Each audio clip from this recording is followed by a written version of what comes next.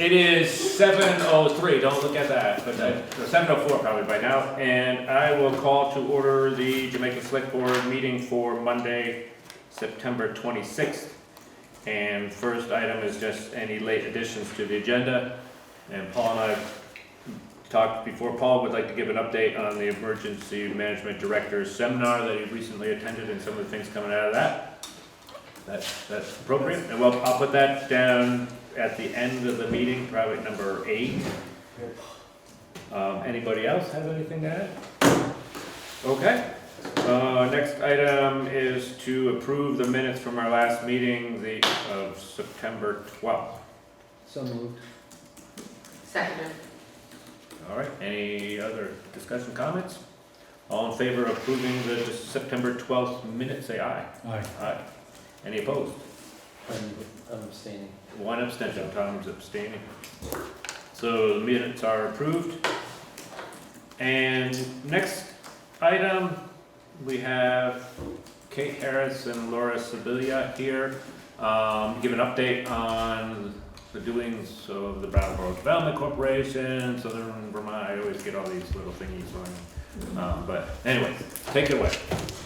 Hi, I'm Kate Harris. For you, those who don't know me, I live in Jamaica, but I also work at Bdcc, which is Brattleboro Development Credit Corporation. And basically, for those of you that don't know, our mission is to try and grow businesses and nurture them, and however we can, which that also entails growing a workforce in Windham County and Southern Vermont altogether.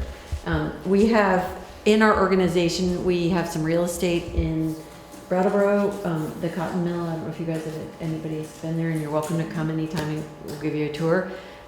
So we have a number of businesses there, and we also have businesses in a business park, which is on Putney Road, near exit 3 on 91. You can look at our website, and it explains a lot of things. But last year we came to Jamaica for the first time, I believe, to try and ask everybody to contribute to something we call SeVEDS, which is Southeastern Vermont Economic Development Strategies, and it's a mouthful. And SeVEDS is a little part of Brattleboro Development Credit Corporation, and basically it's like the think tank that comes up with ideas that we need to, or we think might have some potential and can help and all that sort of thing. You guys are supposed to sign in over here. Sorry. And SeVEDS, what we do is we get money, each town gives us $3 per head, basically. And then we take that money and we say, the money we've raised from that, and we parlay that into other opportunities with grants. We have a chart in here in our annual report of how much, or somewhere I read it, how much we parlay. Laura can speak to this because she's worked there a lot longer than I have. But the corpus that we get from SeVEDS, then we can use it to get grants for other things. And recently, SeVEDS recognized that Vermont, or our area, could be a place for new Vermonters. So we actually had set up through SeVEDS funding and work all the preparation for what's now been where the Afghanis that have come to live and work in our part of the state. So there have been different programs over time that SeVEDS has thought of and worked on, and then Bdcc picks up and keeps it going. Is that right? You're doing pretty good. Pretty good. Laura can do better.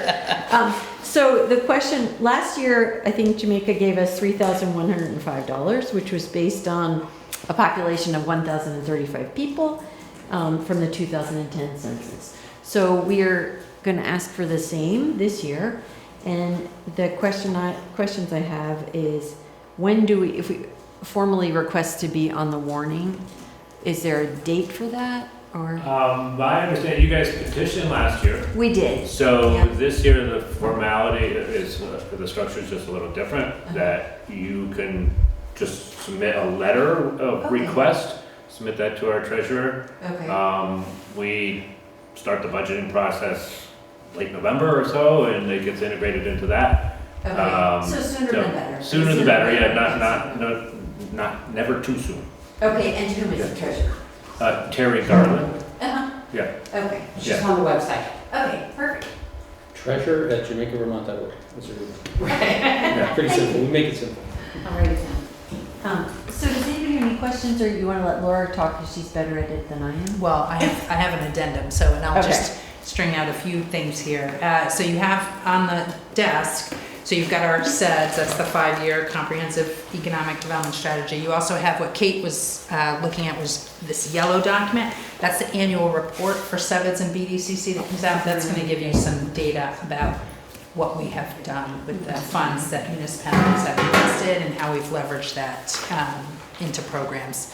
So as Kate said, SeVEDS does this regional thinking, regional strategy development, develops our SeVEDS, which is a 5-year comprehensive economic development strategy, federally prescribed process, and then Bdcc implements that. I am here, Kate is here talking about our regional municipal updates and how do we go on the ballot or on the warning and talk to folks at town meeting.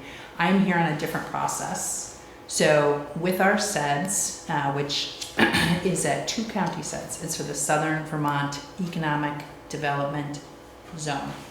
That is a space in Windham and Bennington counties that encompasses 44 towns from the Bennington County Regional Commission and the Windham County Regional Commission, the Bdcc, SeVEDS, all of those towns. That SeVEDS that was completed in 2019 is for the zone.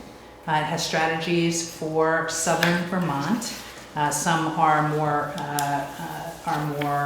in line for Bennington, some for Brattleboro, but there are Windham County. There are a lot of shared commonalities. That will be up to be redone in 2024. When the Southern Vermont Economic Development Zone was created in statute by the legislature, that was in 2015, and that was Oliver Olson, myself, and Kyle Morris from Bennington petitioned to get that moved forward. The federal government said, okay, we've got this place that has been identified by the legislature as really needing assistance with economic development because of population loss, different plant closures. Now that you have this zone, we'd like to invite you to create this SeVEDS, 2-county SeVEDS, and we'd like to invite you to try and get a designation to become a federally recognized economic development district. That district, what it means if we become designated is we will receive a small amount of funds. It's not even enough to really hire one person, but to work on implementing that SeVEDS even more than what is done now between the regional organizations in Windham and Bennington County. It also means that projects that are within that district will automatically score higher for federal funding. It's because in the district, we now have a plan that's been created by the public that has identified goals, etc. So I am here, hopefully this is easy. I'm going to all of the towns, in the 44 towns in Southern Vermont, looking for letters of support for the Economic Development Administration to designate the zone as an economic development district. So that was a late request to you, Mr. Chair. I did send a letter to you. You have that in front of you, and I'm happy to follow up with a draft for the town to submit. The letter that I have there tells you a little bit about what we're looking for. So that's what we're looking for, just support for that designation. Okay. I don't see any reason not to support it. This, as you stated, just came in, so I don't know if we Yes. want to digest it a little bit more and maybe tweak it, or if we have questions, we can get back on that level. But yeah, I don't know if anybody else has any questions or.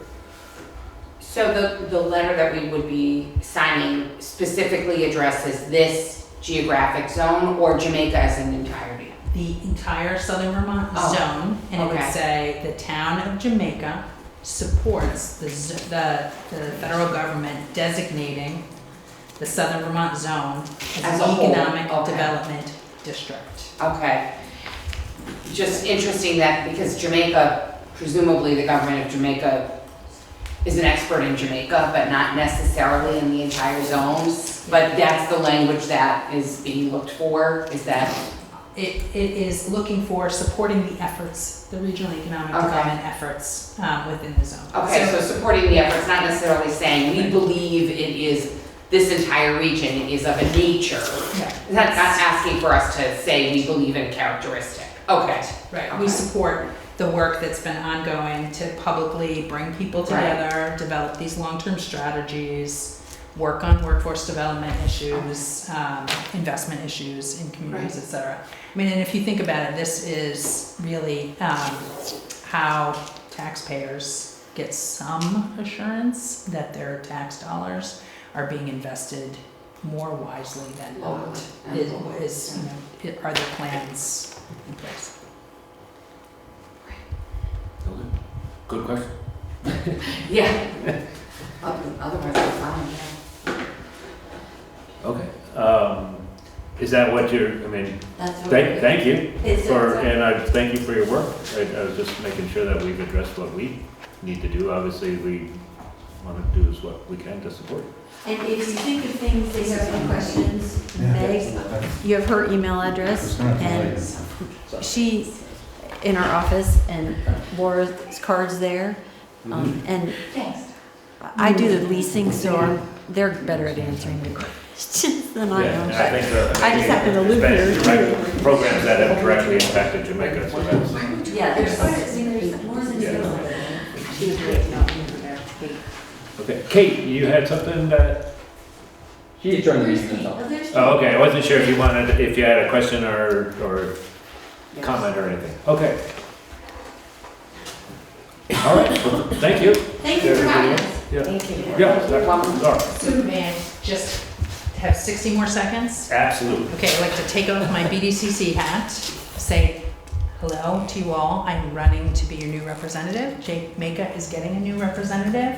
I've been slowly arranging meetings with the select board. I'd love to talk to folks here in the region or in the town. I am having a forum tomorrow night at the town hall at 6:30. Sarah, I will come and grab a key tomorrow morning, and that's it. Okay, Thank you. Okay. Good luck. thank you. Yes, I've been trying, Andy, right? Yes. Yes, I've been trying. Thank you. Thanks, everybody. Thanks, guys. Okay, the next item on the agenda is the presentation from the Water Street Committee. And I don't know if Erica, you're leading the charge on it, or Well, Kate is. I'm one of them. Am I going up here? I'm gonna go up here, and the reason is because I think the screen is up here. Is this where it's going to be? Yeah, Okay. give me a minute. So, while Tom is getting his act together, I just want the committee members, the other committee members are Norma and Kate and Jackie. I think those are it. And Connor. Oh, and Ann, so sorry, of course, and Ann. And we have been meeting at the request of the select board to see if there is a way that we, in a consensus style way, could come to a plan for the maintenance and ongoing success of the lot on Water Street.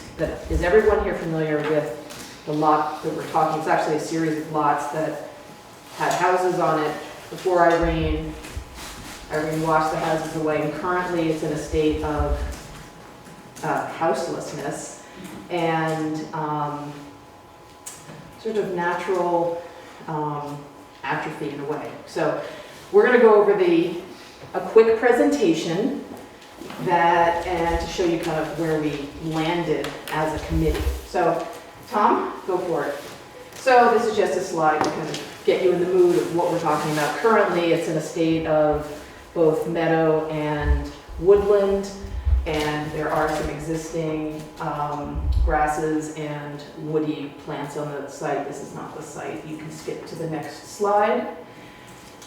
We created a base map that using the information, the parcel data from the Vermont GIS files, as well as some field measurements.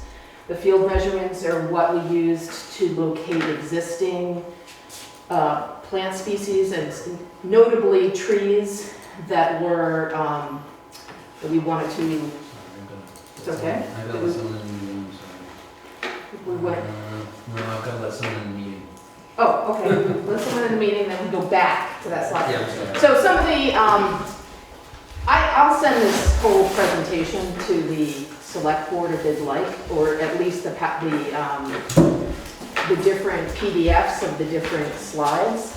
But basically, we identified that there are several invasive plant species that are popping up in the field, notably the black locust, some white poplars. There's a stand of knotweed that's particularly aggressive, and all within a field of mixed vegetation, predominantly grasses and goldenrods. So this is the base map that we put together. Again, using parcel data, there's some room for question on some of the upper areas, but it doesn't matter, because what we're talking about is measurements from or near the street that we measured. So you can go to the next one, please, Tom. So no matter, the goal of this committee is to get this parcel into a place of sustainable management, and using sort of the softest touch we can, but also by bringing something additional to the site in terms of a greater diversity of plant species in the meadow, for the purposes of not only just general beautification, but for pollinators and wildlife to enjoy. Currently there are some blooming species, but we can increase the longevity of that event and the food available by diversifying the species. But the very first state, no matter what we do, if we want to maintain this spot as in kind of the way it looks right now, we have to do a few things. And the things that the committee recommends are, in a very limited fashion, to the line that's shown in the dotted line right there, sort of the delineation between any kind of efforts, and just sort of what, yes, that line. This line right here. Around where if you go out there and you see the sumac patches, that's about where the line is. That maple tree right in the center is 40 feet off of the road, or off of the sidewalk right there, to give you an idea of the distance and the scale. What we propose is to remove the invasive woody species, mow the existing field, and remove any kind of detritus such as boulders or trash or things that are left there that make it impossible to mow regularly with a normal mower. So we just want to prepare that for a once yearly mowing after any kind of wildlife nesting periods have come to a close, so at the end of the year. We did an initial estimate early on. I think you guys were all there. We found a guy. It obviously has evolved, so we need to get a little bit, we need to get at least 3 bids, but the initial estimate for doing that kind of work was about $1,500. I think that we probably can find that again in, maybe a series of bids to do that work. So that's removing the woody plants down to either chipping and storing on site, or removing from site, removing the knotweed down to the roots, because that is really nasty invasive. You have to kind of take the roots out, removing it from site, getting the boulders and rocks just at least out of the way for the mowing, and removing all of the trash. So that's the first step of our proposal. Now we can move on to the next slide. So now, there were a couple of ways that we thought about that we could approach making a more diversified meadow. And so we talked about both ways as the committee. This is the first idea, which involves a modified area of involvement because we were trying to maintain a buffer from the Coyne property and the O'Brien property in terms of any kind of disturbance. So that's why that, you can see this, yeah, that line right there is the sort of edge of disturbance, and the disturbance is shown in with the hatch.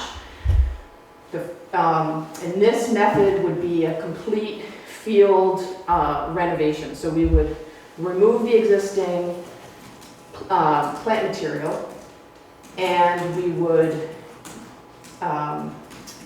do a 6-inch rototill to remove that plant material, allow the seed bank to grow up, do a subsequent 2-inch rototill. This is how this is done to try to kill the existing weed bed.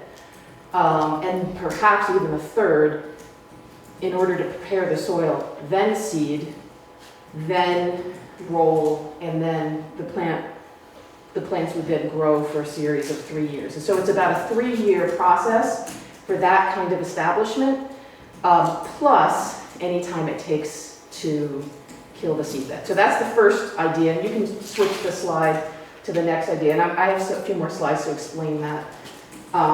This is more of a reduced ribbon method, which I'll explain in a second. Next slide, Tom. And next slide.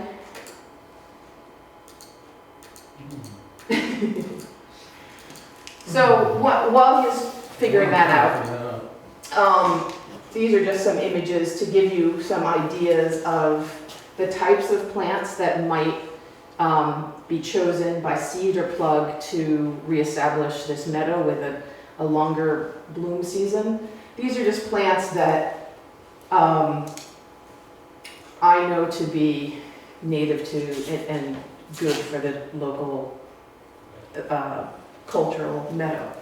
So just to give you a kind of a glimpse of what they might be. Next slide.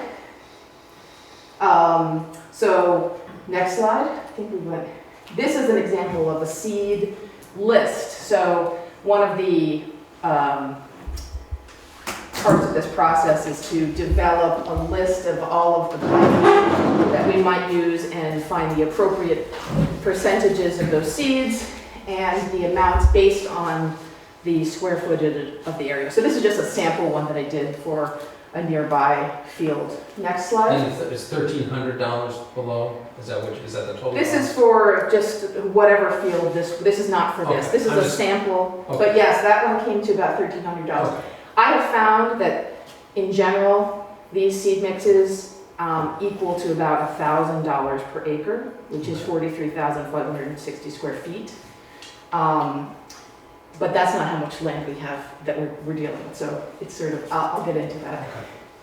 The scale bedding approach is what I described before, and this is where you take a land that has existing vegetation, you remove the vegetation, and then have subsequent plowing or tilling to kill any new weed seed growth over a period of time, over a growing season. Next slide. This is a sample timeline for using that particular approach. And this is dependent upon, it really depends upon the fertility of the soil, how many seeds exist in the soil, the growing season, because sometimes you have excuse me, I had this field this summer where we did this and almost nothing grew all year. It was very strange, and we also did a soil test and discovered it was very low in nutrients, and it helped us develop a whole new fertilization process for the soil. But each field is different. In this case, I suspect very low fertility because of the flood bringing up a lot of the silt. So we would have to see through a soils test. Next slide.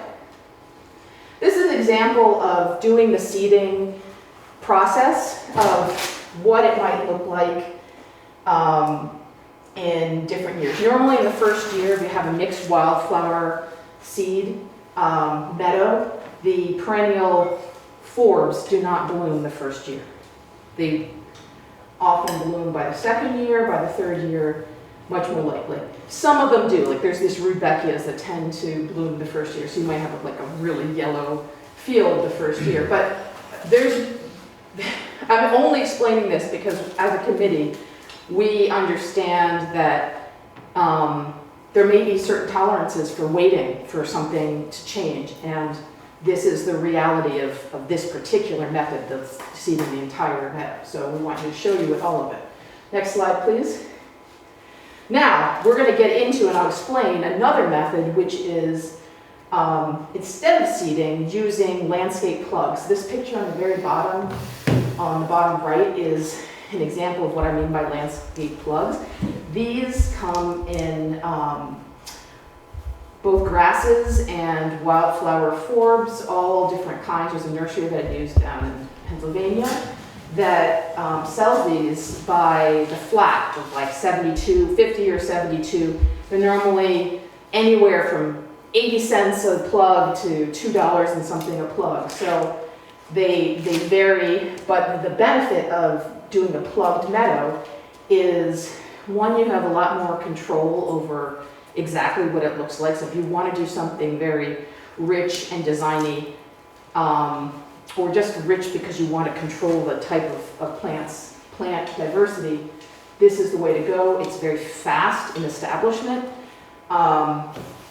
It also is the most expensive of the three of the options that we're going to show you. So that's this. Next slide, please.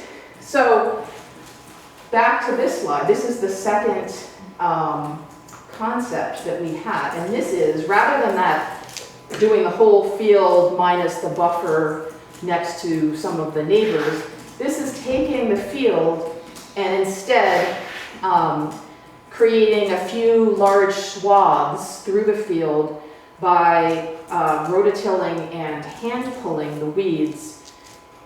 Way different process, much faster results, and we can do this by either using the plugs or the seeds. The next slide, please.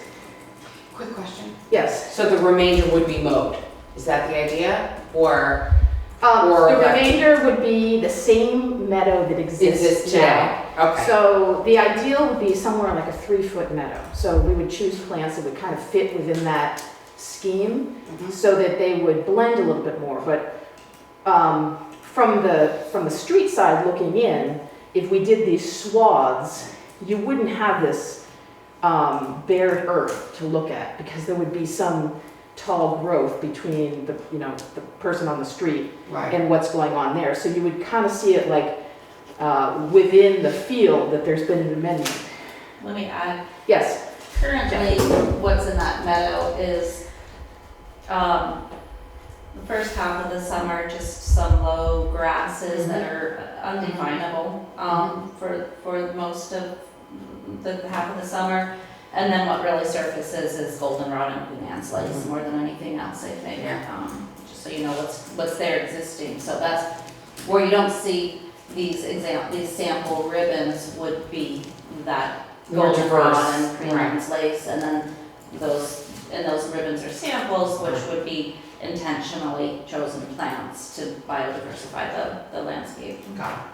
And what we would hope is that by leaving the seed heads to ripen on anything new that we planted, that we could actually, the whole field begin to diversify more.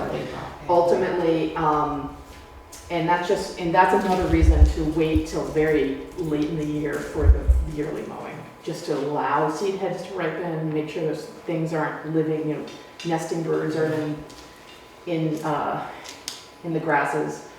But this is kind of where we landed that last slide. This is sort of where we landed as a committee. And the reasons were, even though I might point out that redoing the entire meadow actually might, in the long run, like 10 years from now, might be the better result, because then we have a completely diversified meadow that's a whole, singular moment that you're seeing it all. we were getting the sense that the community might not have the patience to wait for the process of doing the stale bedding technique. You know, someone might come in and say, oh, well, we can just round up the whole thing, but that is also, you know, we're right on the river. I would not recommend throwing Roundup down near people's wells and on the river and at all. So that's why I didn't even bring it up, because I don't see that as an option. And then neither does the committee. Next slide, please, Tom. So I put this together. These are rough estimates based on these rough conceptual sizes. So this is the large field. I calculated the size of that disturbed area that we're talking about to be about 27,500 square feet. It's a measured amount based on what we figured out when we put together those plans. For that amount, these are the kinds of costs that might go into this process. Some of these might be offset by volunteer labor. Some of these might be offset by donations of goods, like the hoses. Somebody has 100-foot hoses. But if nothing were given at all, this is the kind of cost that we might look at for just that second method. Now remember, we're adding the $1,500 to that because this is just the improvement of the meadow costs. Quick question. Yes. That's if we did the entire area? Yes. Or just the ribbons? The entire area Okay. in seed. Okay. So this is calculating the cost of what it might be to do the stale bedding method. So bringing in someone in a tractor. It's actually probably not going to take a long time to rototill the whole thing. Right. But the whole process of bringing in the tractor costs money. And so every time you bring in a piece of equipment, there's an equipment delivery cost you have to add in. So I added in 4 delivery costs and a certain amount of times that I think that this might take. My estimate, this is rough, but just for comparison purposes, these are important. Next slide. This is the seed in the ribbon method. So I showed you the ribbons and I talked about using the plugs, but we could also do that with seeds. And so I estimated that was, what is that? 47. About 48, 4716. Yeah, so 47. well, for the Plus price, 7. but the square footage about 4,800 square feet. So this is just conceptual. For 3 ribbons, about 4,800 square feet. What is that? 1,600 square feet per ribbon. They could be larger, they could be smaller, there could be more ribbons. But for this conversation, it gives us an idea of what that would cost at that square footage. And that's, 4716 plus the 1,500. I also included some project management costs. Again, these things could be done by volunteerism, but if we were to pay someone to do the whole thing, that needs to be thought of as well. Okay, next slide. So this is if we did the ribbon method using plugs, it's the most expensive method. So this one comes to about like $8,500 plus the $1,500. So let's say $10,000 for those 3 ribbons to do that. And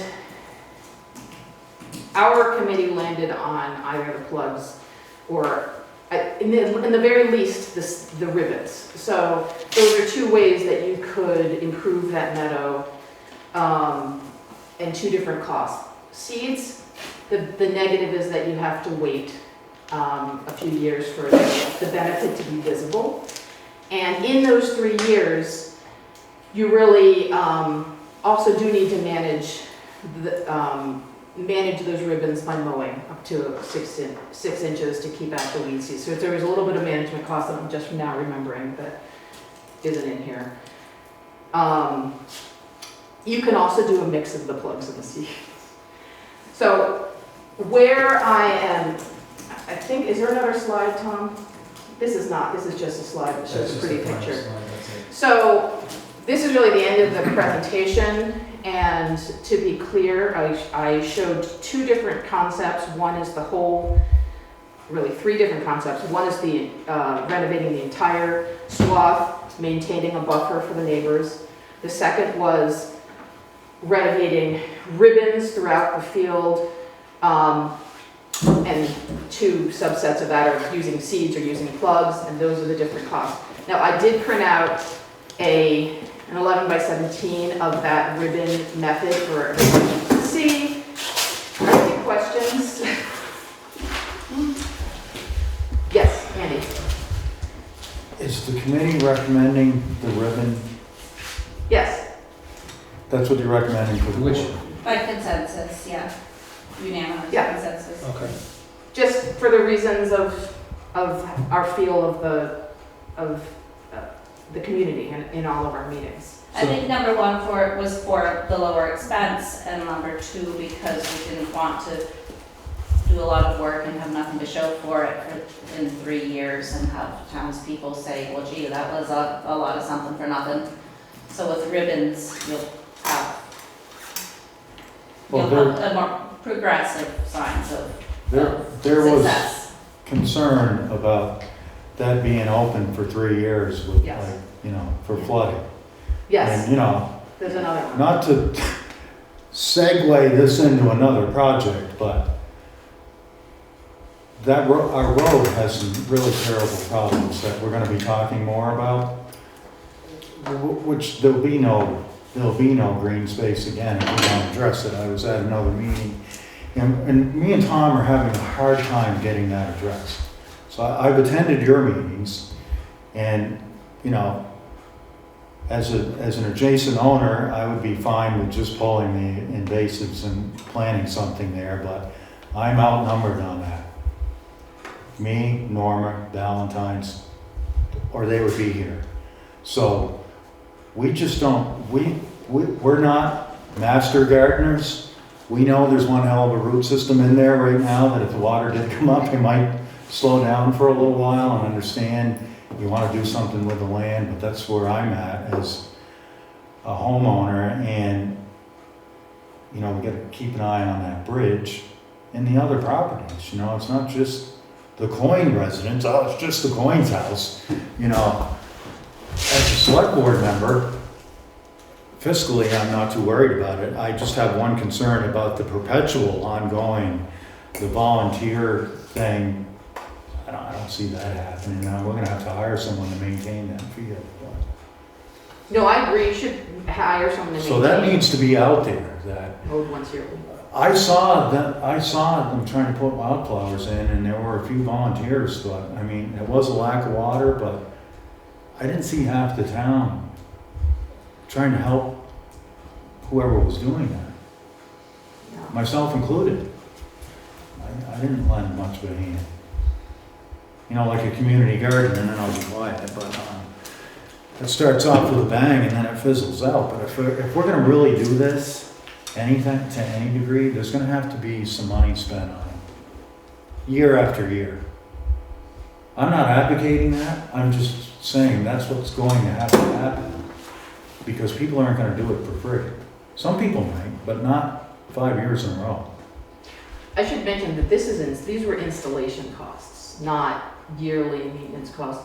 The yearly maintenance costs should really only be if we do this correctly, we should be able to maintain it through mowing. However, I think that the idea of a yearly budget to investigate and potentially add to this is a good idea. Because the invasive problem, because we set that line of delineation where we're not interfering in the middle of the property, but there are actually invasive species like beyond that have the potential of coming forth. So this could be something that is put into perpetual motion by allowing it to be mowed yearly. But it could be better if there was a budget. That's all I'm saying. And again, we can put something in the budget, that it's good to know that we would need to do that. Right. But that's, if it's $1,000 a year or something, that's a drop in the bucket, considering the town's budget. I'll add few things. Yes. If I may, just for clarity, Tom, you still have control of the presentation? Yeah, Could you just put any, like the map slide back up? Hi, Kate. It's not shared, that's the problem. Oh,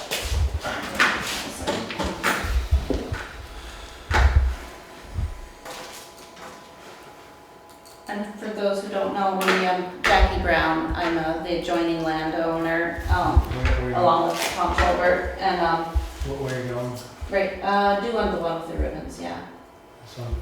This one? That one. there you go. Perfect. So just to clarify, the reason that we established this line of delineation is mainly for the O'Brien's concern for privacy. That was the O'Brien's major concern, is they didn't want anything interfering with the privacy they get from the tree line.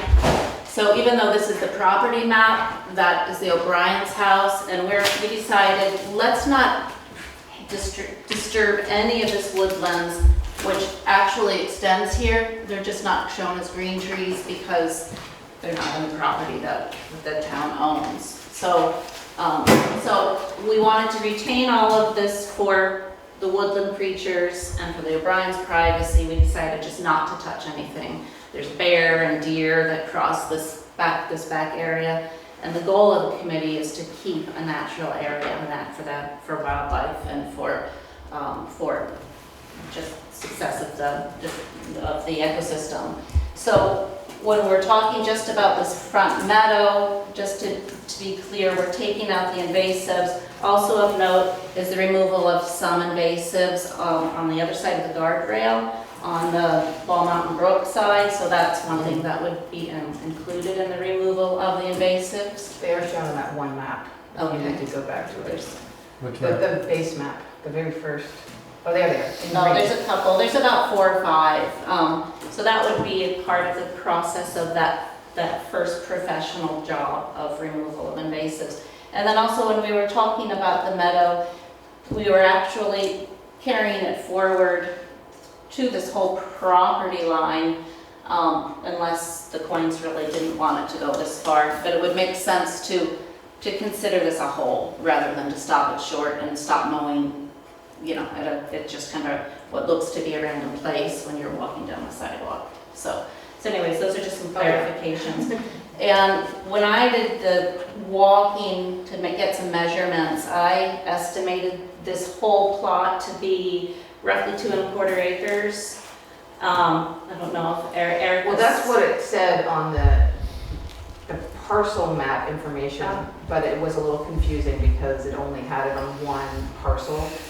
And I think that, Right. I don't know if those parcels had gotten, I did it by joined? just doing some. yeah, that would make multiplication. sense based on what I saw, what I drew, and based on what I saw, yes. And then when I did some other, just back of napkin calculations for the size of the meadow, it comes out to be roughly a ½ acre of meadow. So 2¼ acre property, ½ acre meadow is what we're talking about.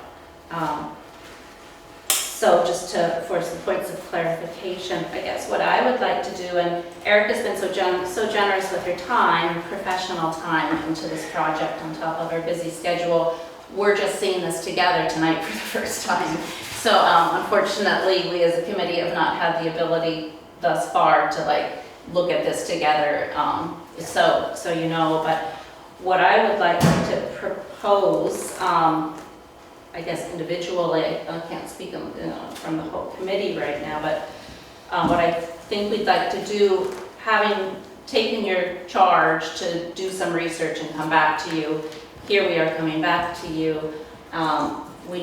We'd like to start the first process, which is the removal of the invasives, and then forecast this project for spring plantings. So I'm hoping that the board might consider a motion, if someone raise it, to allow a budget of $1,500 for phase 1, and then to consider the price of that ribbon method for a first year attempt. I think that the combined total was 5,400 For the seeds? for that whole, for your whole budget sheet was 4,600 plus So the 700. ribbon, with seeds. Yeah, was with ribbons with quite a bit seeds, less. Yeah. yeah. So I'm hoping that the select board might also consider funding all or a portion of that. And then we would then work within that budget to do the best we can with the money that's allocated. Erica, does that make sense to you? Yes. Because, as I said before, this is, these are the concepts, and so much goes into deciding really how to make it really schematic, and one of the biggest issues is the cost. So if you actually said, yes, we will budget that amount, we can actually tweak the size of those ribbons to make sure that we're within the budgeted amount if we needed to. Yes? Are there grant opportunities that you've been exploring? Do you know? I'm asking, just if the town wasn't willing to pay the money, could we get the money elsewhere? Do you know? Anna Connor is willing to explore grants where she Okay. has experience. I think the most potentially successful opportunity would be in the removal of invasives. Okay. There are organizations and individuals statewide who are extremely interested in having more pollinator gardens throughout the whole state. So I know there's a doctor couple up north who actually gave me money for seeds when I did this project. They gave me $100 towards the project. So I think there are also some opportunities for donations, maybe grants, and maybe volunteer labor, etc. So I think if we had a budget, we could then figure out how best to use that money and report upon how all the funds were being used. I'd also like to point out too that daughter here is here tonight, Dr. And his property is 2 down from the Tolbert property. He recently bought the house on Water Street, and on their land they're fortunate to have an artesian well, and they have offered to allow use of their water to channel it to make sure we have greater success in watering seeds or plugs. So we just would need to pay for the hoses, but that's an endless source of water that's within reach. So I'd just like to thank you for that. Thank you. I've got a question too, and maybe one of you two can answer. Could we use ARPA funds for this? To fund this? I don't know. I mean, that's just I don't know well enough if it's considered a infrastructure project. If it's supporting, if it involves, to Andy's point earlier, something, with respect to retaining, Wall, Okay. retaining wall Retaining Right. stuff. should be there first. Yeah. Right. Okay. And then I just, Right. if a motion goes, can we just do the removal of the invasive? Do we have to do the 2 steps? And I can tell you the coins will save you some money.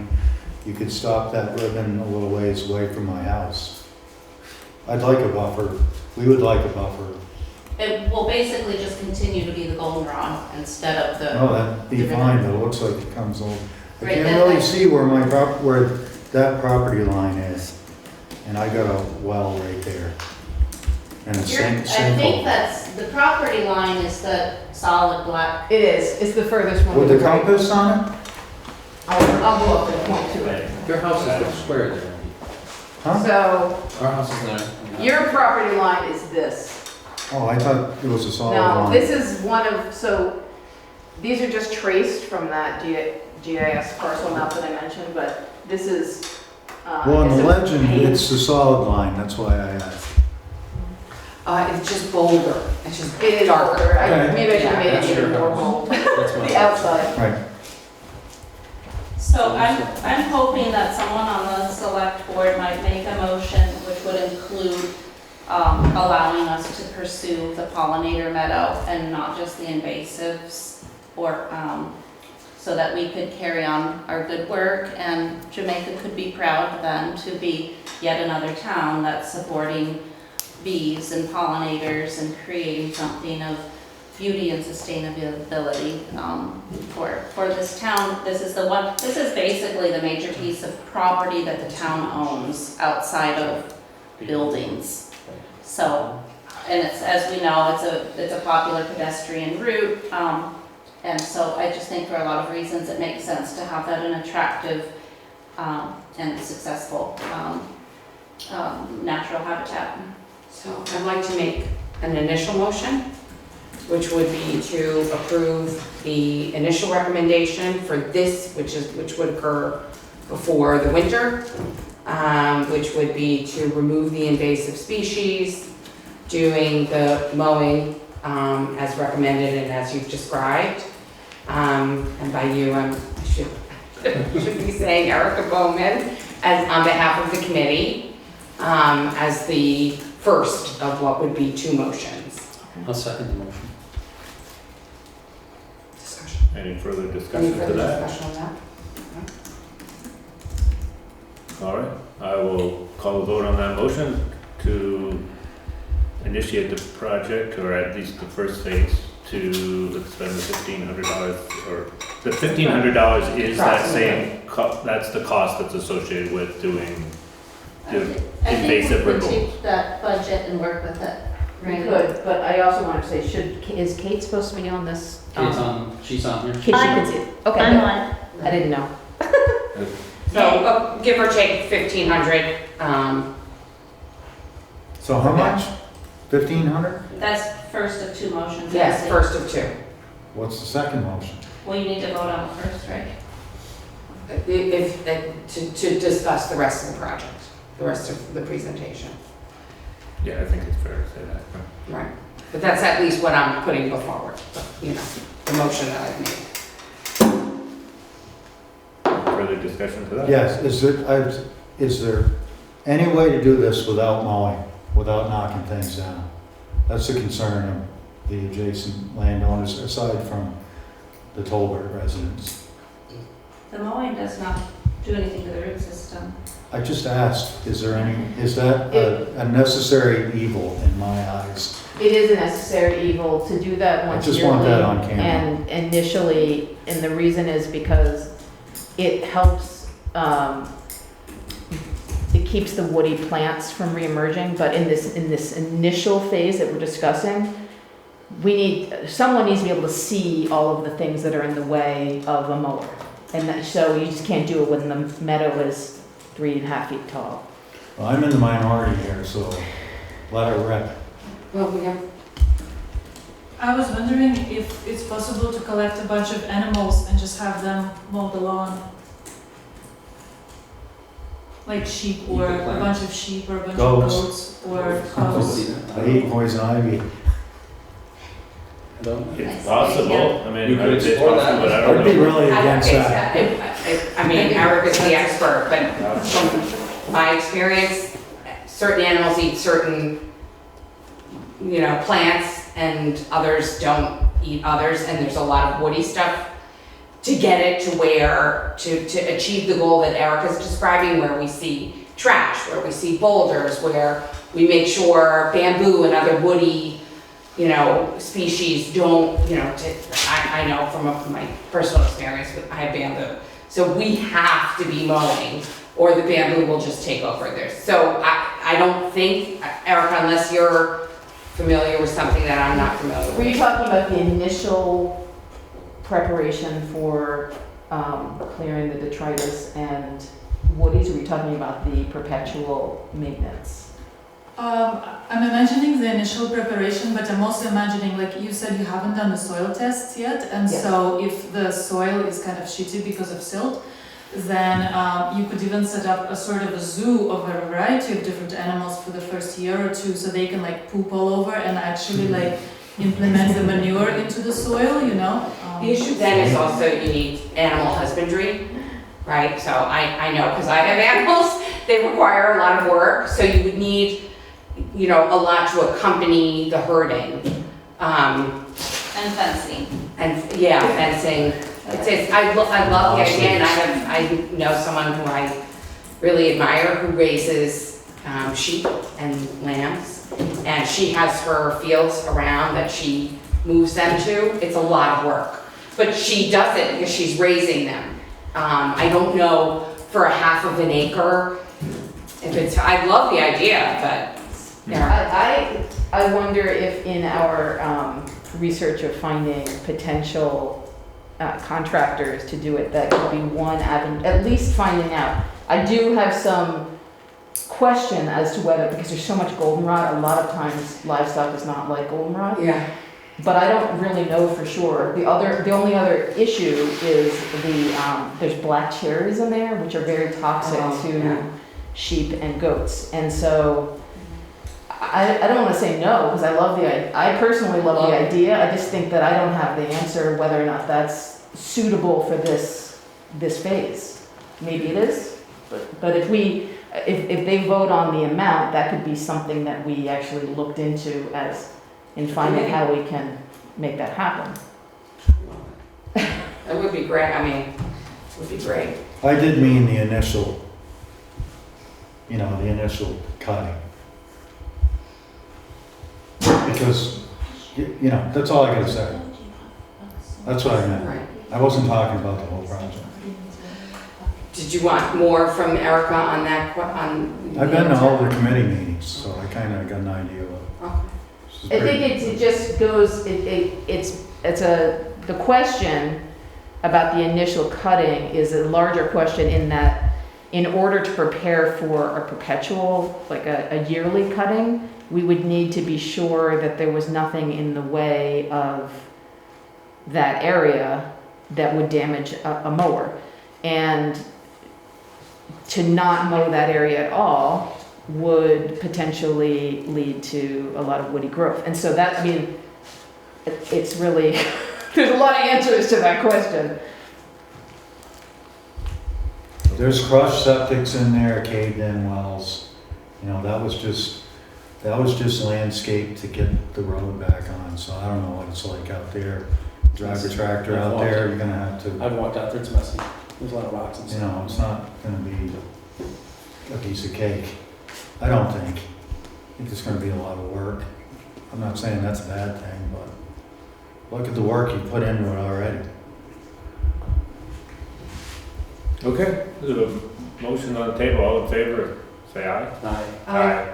Aye. Any opposed? Post. Okay, motion carries. We'll spend the $1,500, we'll find it, we'll talk to Terry, and if you guys could seek out grants to augment that, wonderful. I'll make a second motion. Might not be exactly, but I'd like to propose that the board give a provisional okay to having the committee come back with a slightly more firm budget for the ribbon method seeding. You can certainly bring the one with the plugs. The differential's not that significant. But if we could, within the next couple of 2-3 months, so with enough time for you to plan what you would need to plan to actually kick this off in mud season next year.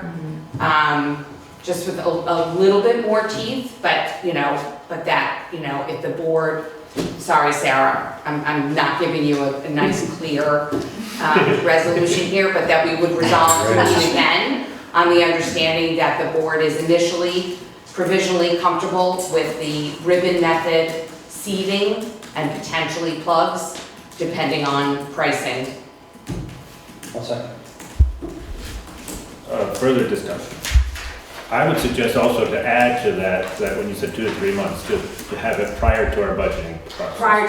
Prior to mid-December, sorry. And I also like to add to the comments that Andy brought forward before related to another project and some of the erosion and potential damage that's been done and continues to erode on Water Street, and that when we get some of that information, that possibly that gets integrated if there's anything that needs to be done to help us keep that bank intact. That could be, I wouldn't want to say go plant all wildflowers and then 3 months later somebody comes back and says, oh, you really should have planted 14 maple trees.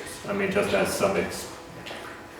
some examples, that we don't go too far and say, wait a minute, we've got to do something else that, not have to do, but something that's gonna shore up that property a little bit more than just some rock in the bank. And I believe shoring up the bank is the key. However we do that with riprap, obviously that was unsuccessful. Yeah, there's that part. Building a retaining wall, whatever we need to do, that's a different conversation, that's not part of this, but that's, Crucial to the well-being of the green space. yes, and to our homes. Okay, and it's, honestly, I think I hear what you're saying. It's an independent thing, Yes. obviously, we gotta proceed with that independently. Falling on deaf ears. I just wanted to make sure that they don't, No, there's not a conflict there somehow. I agree. There's not now, but, That makes sense to me, what Greg said. yeah, I mean, we gotta proceed on another channel here. So that's just part to of make sure the rivers. Part of the motion? No, So, well, I would Part of the move discussion. to amend the motion to include, in addition to our provisional agreement, to proceed with phase 2, we'll call phase 2, which is the spring work, on the basis that you've described, the ribbon method, with a further refined budget between now and the middle of December. And that further, that this project that we would approve in that time frame would be accompanied by an additional discussion of the methodology by which we are going to, as a town, ensure the continued health of Water Street, either through additional riprap, berms, bridge support, whatever we end up discussing, but that both projects would be discussed together this fall. Sure, I'll second that, sure. Well, further discussion. Eric? is that onus coming back to me? No, No, we- Okay, I- because no, that's the onus is on the board. Right. Okay, so some other Right. landscape architect somewhere will Or draw engineer. those up? We'll be Someone talking to else the needs- water we and. need That's to yeah. engineers to We make need sure an that engineer. wall's fixed up. That's happening. Okay. That's That's happening. That's in happening independently. Yeah, no, that's not your. And with further discussion, those in my mind are two separate projects. I totally agree with Andy and Tom that dealing with the brook rise and fall and the overspill of water is a much bigger and more important project. And I don't think, I'm putting my effort into this because it's within my control, it's within my interest. I don't know what to do about the water rising. I don't think these two things should be tied together. I think they're two separate issues. I think they definitely are two separate projects, And that one's a lot bigger and more important, I and think. it will happen no matter what. I think that the committee will just stay in close contact with the board so that we can share where the progress is going so that we can make sure they mesh. But they are There's totally not separate. conflict, yeah. That makes sense. Just make sure there's no Yes. conflict. The style can jump the road, if that's what you're trying to say, of whatever. Right, or that ultimately we happens. may get some recommendations from the river hydrologist to say, you can be doing this on the other side where you guys are working, that will add to the reinforcement of the road. Which may be on the select board. It will be on the select board, but we'll let you know that there might be, I don't know, I'm just throwing that out there, because that kind of came up. I would believe anything on that street as far as I think we repairing just it. need to keep our feet to the fire. Okay, Yeah, I'm glad to hear that. Are you, Tom? Yeah, I need, definitely, yeah, I mean, that's they're out there today. Separate I mean, process, it's yeah. concerning. So sorry, Very yes, go concerned. ahead. Hi, I just wanted to, I really appreciate your guys' effort in beautifying, and I'm also coming from a different environment maybe that's kind of targeting more like the awareness of like economics and the food shortages conversations and all of that, and the idea that came to my mind was maybe alternatively or additionally to your guys' project, maybe outside of the waves, there could be spaces to actually create garden spaces where like maybe local schools could teach kids how to grow things, and it could be like communal gardens and whatnot, and in that way the budgeting actually comes in from like through the school, because maybe that's like part of the biology class or something like that, you know, but just kind of from having like only habitat for bees, having also like things that they pollinate that is actually prolific for the humanity as well, and also in education and expanding and engagement. And I heard you say there's a lot of like walking buy through that, so it's just kind of like creating like maybe a bigger picture that could support the budget space as well. Thank you. Thank you. Thank you. Okay, any other comments, discussion? All in favor of the motion that Jessica proposed to? Sarah, could you repeat that? No, No, okay. no, I can't. Basically, we're tasking you guys to come back with something in a couple months, that's. With our support Yeah, and, support. and initial approval, so. For the next phase, and what does that look like with, I think that's what I was saying. Yeah. So- Paraphrasing. Are you asking us to come up with like a seed list that's specific and so that it's priced? I mean, what No, is? a dollar amount that you're comfortable with and that you can show us what it's comprised of. Instead of napkin math, real math, basically. We could talk about it, Eric, I'm feeling Okay. pretty comfortable with that. I Hard guess- costs and flexible costs, one-time Right. costs for hose, Okay. you know, Exactly. Thank you. yeah. Sorry, I'm not being as clear as Jackie. No, that's all right. All in favor, say aye. Aye. Aye. Any opposed? Abstain. One abstain. Okay, thank you. Thank you. Thanks, guys. Thanks for your work. Thank And all the Thank volunteering. you. Thank you. Thank you guys. I just pulled out a couple of.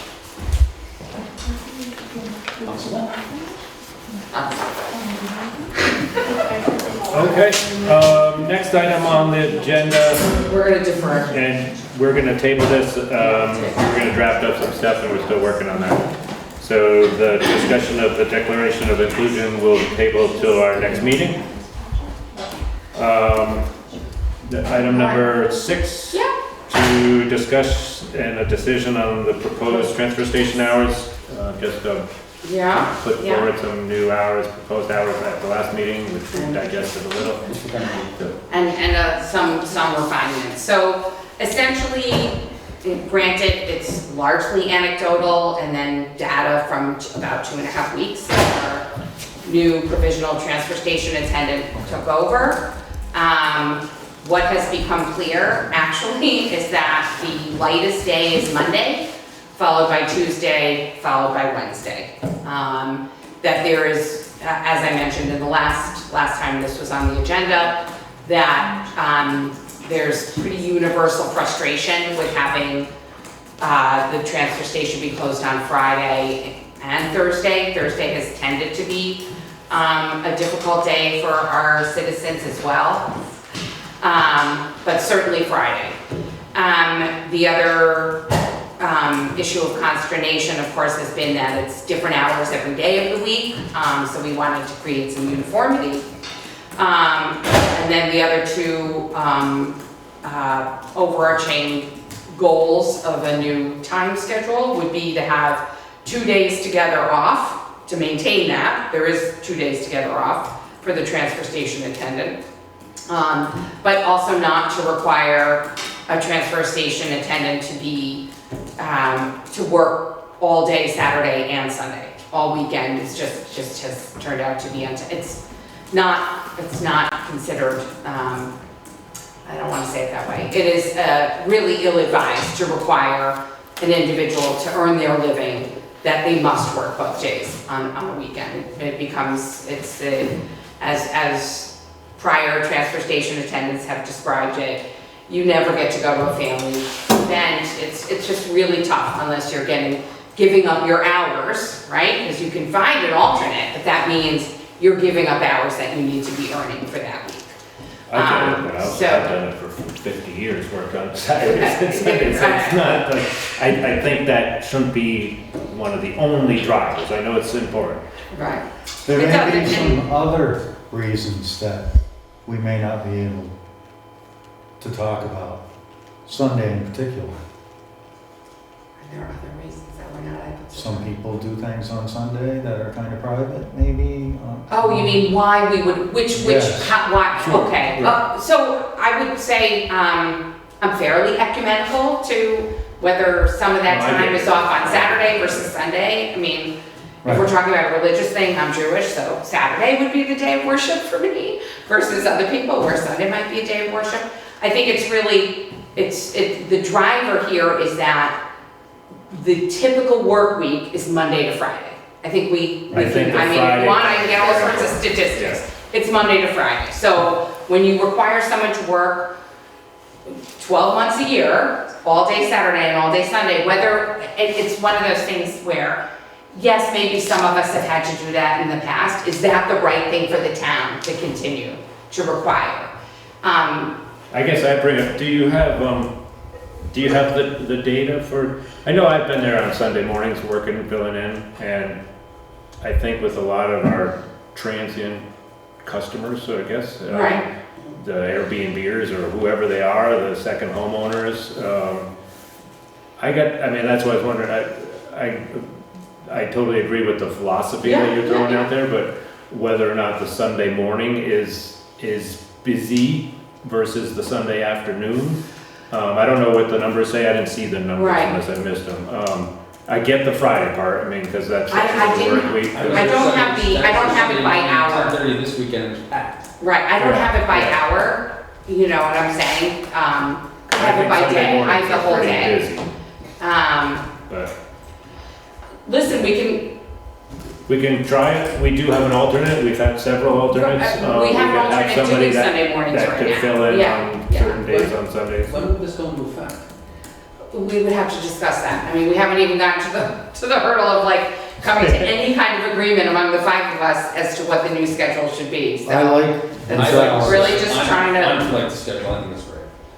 So- which one? The most recent The one? most recent one, yes. Oh, okay, I all would support right. that. In fact, I'll make a motion that we accept the hours. Okay, so for we need to Most recent, Can you read it? Yeah, I right, can you tell have you to read it what the out hours are. because I didn't, it's not.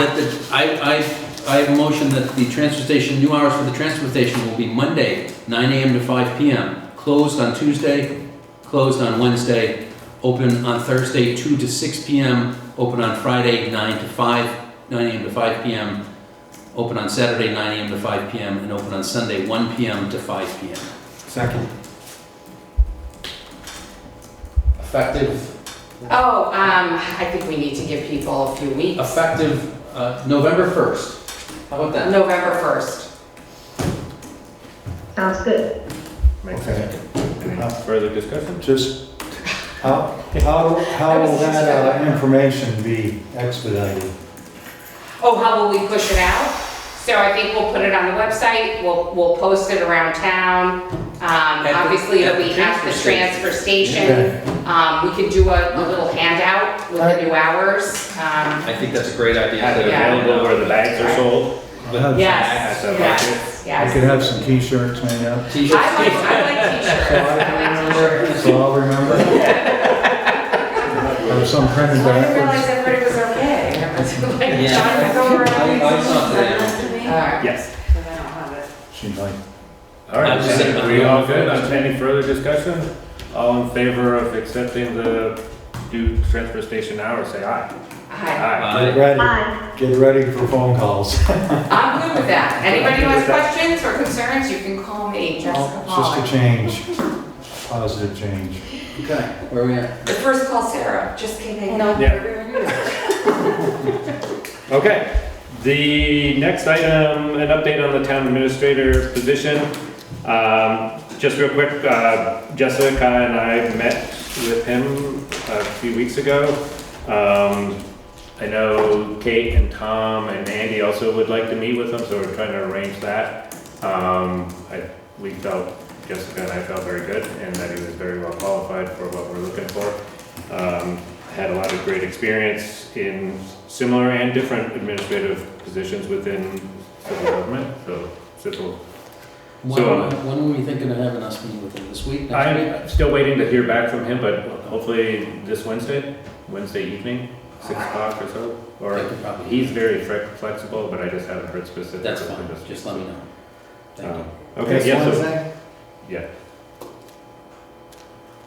Oh, we could I go got different. something to, how about, I can Another talk to you about doing a different time too. We can I take can this do offline. other days too. Monday, Wednesday, Friday are better for me, of course, we all know that, but. We can take it offline, let me check with them and then I'll get back to you guys. But I understand that's important, Did you you know, with give us his the, resume? Have we seen that? I saw it. yeah. Okay. And the way the market is, I mean, we've had a few people apply. but they're not pounding on the doors, so. But I think he's super good. Okay, we're good with that update? Just a question, there's been other applicants?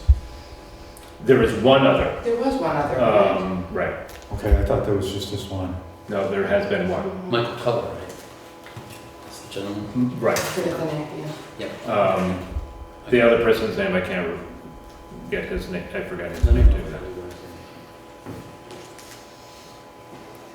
Okay. I'll sort that out. Paul, you wanted to give an update on your emergency management director meeting? Right, really quick. I'm not asking for any money right now. Just let you know, we're not planting trees. This past weekend, we had the annual Emergency Management Directors Seminar, and it was held in Killington this year. And one of the things that we worked on is germane to the select boards around the state. So I just want to give you guys a heads up so you know what we're talking about. As most of you know, there's a real crisis in getting volunteers and actually paid firefighters and EMS as well, but especially volunteers in the entire state of Vermont. So what we as EMD folks were talking about how, different ideas about why it's so bad and how to make it better. And some of them involved getting involved with the select boards. Understand that you all as select boards of Jamaica do not have a supervisory relationship with the fire department. It's a separate entity. You send them money and then they go out and squirt fires. Other towns do have an advisory where the fire department belongs to the town. We do not have that in Jamaica. So some of our situation is different than some of their situation. So keep that in mind. Some of the things that came out of this meeting that, first of all, some background. Before Bob Stomsky retired, he and I spent about 3 years trying to figure out how he could retire. And one of the problems was he didn't have a replacement. So one of the issues we've been working on for a long time is how to make this work. And as it turns out, we're not the only ones working on this problem. It's been going on around the entire state. So that it's now risen to the level of the state emergency management folks. So the three big things that involve select boards, there's lots of other kinds of ideas that they're being worked out. I'll have another presentation for you in October with some more specifics. But for you to start thinking about it, some of the things that have been proposed that may ultimately be on your desk is a tax incentive for fire department volunteers. In some way to work a tax incentive to support the guys who are doing the work and perhaps even to attract others. Like attract tax dodgers, for example. Another item that's come up in a lot of departments, they're paying on a per call basis. The problem with that, obviously, is we do not have established a business model within the fire department to keep track of hours and to keep track of costs and that sort of thing. So there's a lot of work to be done at that level. A lot of towns are doing that. Some of our regions are doing it on a per hour basis. When the horn honks, the clock starts. When you clean up your hoses, your clock ends and you pay in for that. That's down the road, but that's something that a lot of the other departments are going on. If we don't come up with a better plan for lots of these things, and again, there's about another dozen or so that we're working on, is a regionalization process. It may come to a point where all the volunteer fire departments are regionalized. And by that, I don't mean mutual aid the way it is now. For those of you who aren't aware, we get dispatched out of southwestern New Hampshire mutual aid. And so all the immediate areas are contained on two different radio programs. One belongs to Wardsboro and Newfane belong on another one. But the idea though is all of us around here, if there's a call, if there's a house fire, everybody comes to it. Because except for Londonderry, and Newfane's got a pretty good crew as well, most departments don't have enough people. And so when the horn blows, we all show up. We sometimes don't have enough people to be able to man a whole truck. So it can be critical, and it can be life-threatening in some of the situations that we've had in our area. We've been really lucky. Most of the people around here have been very, very good about taking care of their fires and things. For y'all thinking, that everybody in this seminar said the same thing. What we're trying to do is not go to regionalization because it's a management nightmare. as well as just the logistics nightmare. So there's a lot of problems with that one. The interim steps involve tax base at the lower one. It's easier to give tax breaks. You don't have to you don't need to own the fire department to give somebody a tax break. That's the one that seemed to be the least onerous to a select board. As I'm sitting here doing this process, as a former select board member, I'm thinking in terms of that. Owning the fire department that's another step up. That's for a municipally owned department, that's another set of problems. Paying department members to go to fires is another set of problems. There is no easy answer. You know, I mean, Bob and I worked on this problem for 3 years, and we could not come up with any good solutions. So what we did is we brought this to the seminar, threw it out, and we got a whole list of different kinds of situations, including getting more involved with the schools. You know, a couple of agencies have got junior firefighter programs. That's swell if you've got kids. We don't have that many kids in Jamaica. There's lots of things that we're attempting to do, but you as a select board need to understand that first of all, we are addressing this problem. We are working the problem. It's currently being managed by every town around us. When the horn goes off, everybody shows up. But we're looking for some long-range plans, a couple of years down the road, and these are the kinds of things that we're thinking about. We're all chewing on these things, and we had a lot of really good participation, but nobody has the answer. Be aware, Bernie Sanders said something out a couple of weeks ago addressing the problem. There's been several things on TV addressing the problem. It is nationwide. It is not just us. So we're trying to hash that over. But just thinking along those lines, so you know we're doing something about it. I would bring you back something in October when we've hashed out maybe the top 10 options. But be aware that we're working the problem. Some of them may cost some money. Some of them won't cost as much. Some of them are easier to manage. The fire department's autonomy is sacred in some respects, but there may be some financial ways that we can assist them. I'm thinking about the tax issues because I like the sound of that one. This guy was making a presentation. We're working on it, but I wanted you guys to have a heads up. I'm not asking for money tonight. See, look, everybody asking for money left. I'm left. There's no money left. But okay. But be aware that's where we're going and that's where we are. Thank you. All right, thank you. Thank you. And thanks for attending to those things. Yes. Has anyone here had a fire? Guess who we were really grateful to see show up when something's on fire? Big red truck. My truck melted in my yard, and Oh, every that's right. Jamaica Fire Department member was there till 2:15 in the morning. 9 guys came out.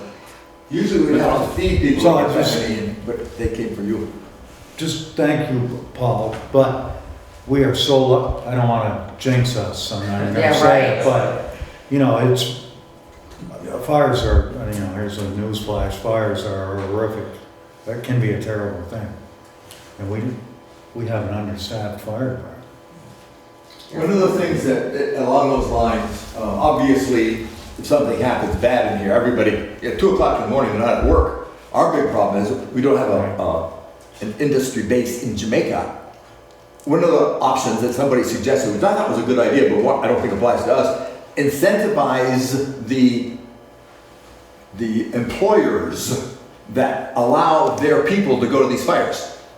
One of our fire guys works at the Riverbend Market, and his boss has been super. In fact, his boss, as I remember the anecdote, got mad at somebody else who complained when our guy went to a wreck someplace. Right. So some of them are, but incentivize other employers. But most of our people, there's not a lot of industry here.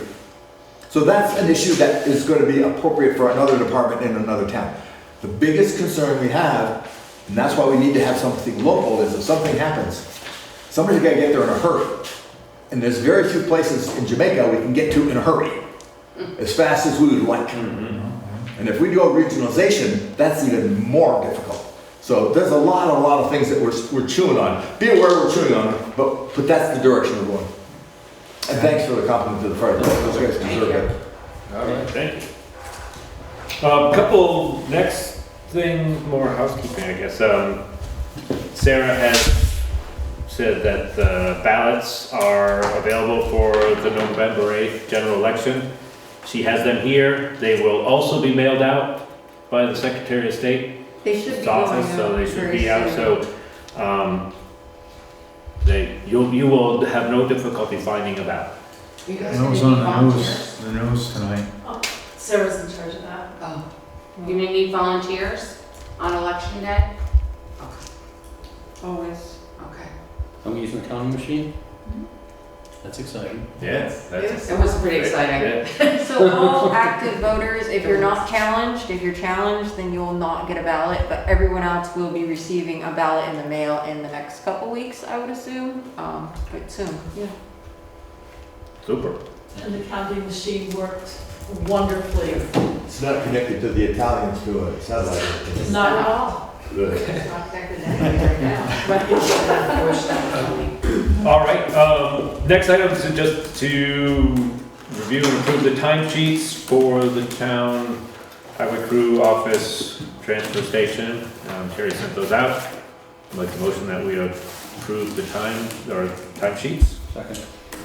All in favor? Hi. Timesheets approved, and also Terry had sent out the pay order. And I'd like to motion that we approve this week's pay order. Second. All in favor? Hi. We approve the pay order. Any other public concerns? Karen? I thought we were going to do a memorandum of understanding tonight, but it's not ready yet. So we're sort of needing it for a grant going in before the next select board meeting. Okay. Right, so I This would is like the to historical propose an foundation. executive session. Yes, but I'm sorry for the historical foundation. A special meeting next week. We could do it on Zoom, Sure. and I'll Okay. circulate, let me make sure I don't have anything I want to discuss with you first, Okay. and then we would circulate a draft. It would just be for that one item. Okay, Okay. you lead the charge. Tell me Alright. what you need, In the we'll next, call in the a meeting next if we need 24 to a 48 hours, Zoom I'll, meeting or yeah. something. Tuesday, is there a show Tuesday? The fourth? There probably is. Yes. Is So that just be careful with So maybe on the Wednesday? that. Yeah, so maybe if everybody can think that maybe next Wednesday, we'll do a special Zoom meeting. Okay? All right, Okay. Karen? That's fine. Okay. Did you guys have any more comment? Any public comment? Thank you for attending. It's great to see different faces at the meeting. Yes. And then there's Can I somebody. make a public comment? Absolutely, I was just going to you, yes. I'm online, sorry I'm not there in person, but I'm still working on the clock. So, my name is Diana, I'm over on West Hill Road South, and I didn't know, I'm just curious about how to get just something on the agenda going forward, just about some road maintenance and things like that. You can. What's the procedure? You can forward it to me. My email address is on the website. It's probably too lengthy to catch it, or I can give it to you, or you can send it to Sarah at the town office and she'll send it to me. We do put our agendas out in advance of the meeting. They're out by 3 o'clock on Thursday prior to the meeting. So Okay, great, send that along and we'll get you added. thank you. Thank you. We wanted to. And I was not gonna do that. No. Right, okay. Got it. We I'll had talked about make a motion to something. adjourn then. Second motion. All in favor? Aye. We're out of here. Aye. Thank you. Thank you, everybody.